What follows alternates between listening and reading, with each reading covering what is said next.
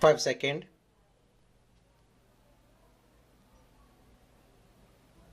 Start. India and China were great powers in Asia before the advent of Western imperialism. China had considerable influence, the control on the periphery of its border based on its unique tributary system.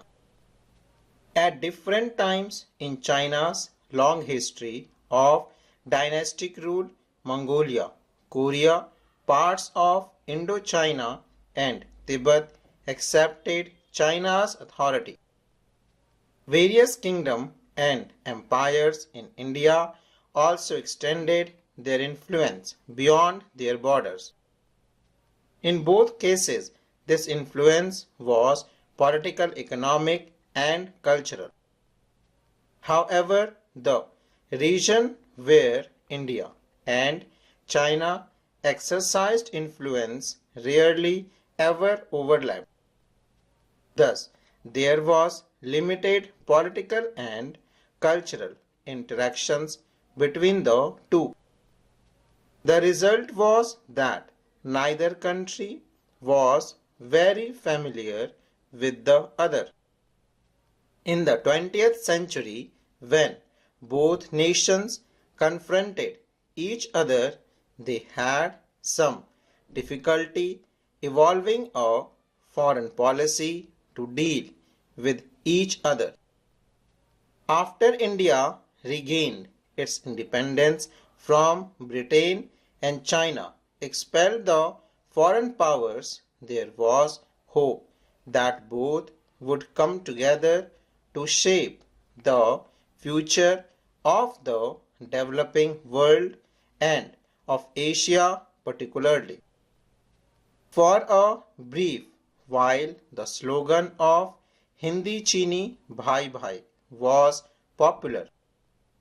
However, military conflict over a border dispute between the two countries marred that hope.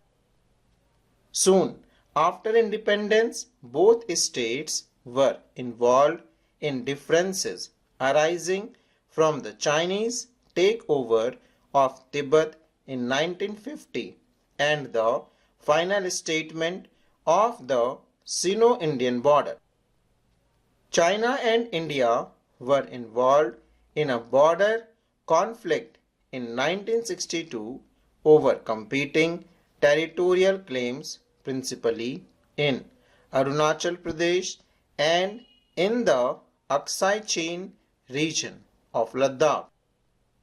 The conflict of 1962, in which India suffered military reverses, had long-term implications for India-China relations. Diplomatic relations between the two countries were downgraded until 1976. Thereafter, relations between the two countries began to improve slowly. After the change in China's political leadership from the mid to late 1970s, China's policy became more pragmatic and less ideological. So, it was prepared to put off the settlement of contentious issues while improving relations with India. A series of talks to resolve the border issue were also initiated in 1981. Since the end of the Cold War, there have been significant changes in India-China relations. Their relations now have a strategic as well as an economic dimension. Both views themselves as rising powers in global politics and both would like to play a major role in the Asian economy and politics. Rajiv Gandhi's visit to China in December 1988 provided the impetus for a improvement in India-China relations.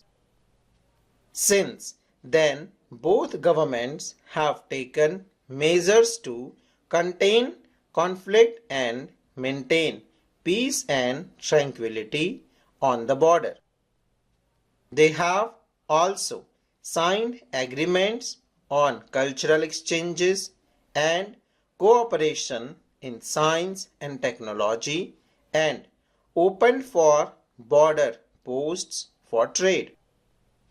With India-China trade growing at 30% per year since 1999, a more positive perspective on relations with China has emerged.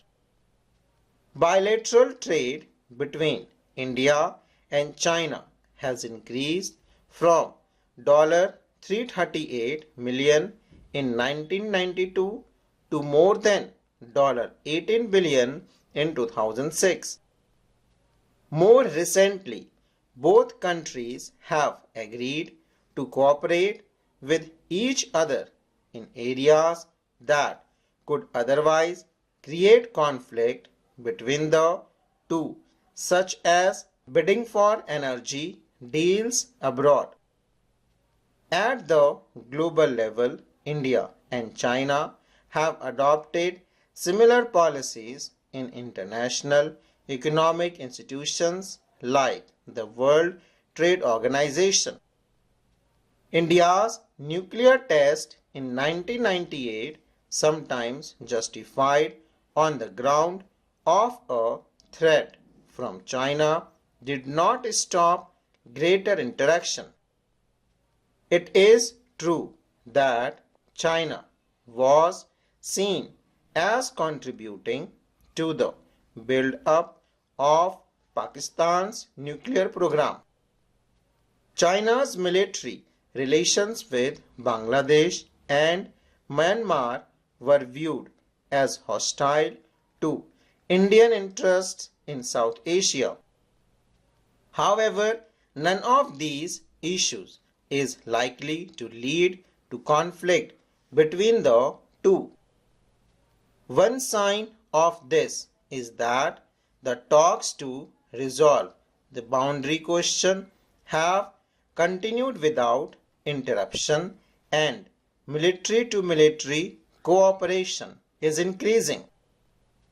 Indian and Chinese leaders and officials visit Beijing and New Delhi with greater frequency, and both sides are now becoming more familiar with each other. Increasing transportation and communication links, common economic interest, and global concern should help establish a more positive and sound relationship between the two most populous countries of the world. The new economic policies helped the Chinese economy to break from stagnation. Privatization of agriculture led to a remarkable rise in agricultural production and rural incomes. High personal saving in the rural economy led to an exponential growth in rural industry. The Chinese economy, including both industry and agriculture, grew at a faster rate. The new trading laws and the creation of a special economic zone led to a phenomenal rise in foreign trade. China has become the most important destination for foreign direct investment (FDI) anywhere in the world. It has large foreign exchange reserves that now allow it to make big investment in other countries. China's accession to the WTO in 2001 has been a further step in its opening to the outside world. The country plans to deepen its integration into the world economy and shape the future world economy order. Full stop.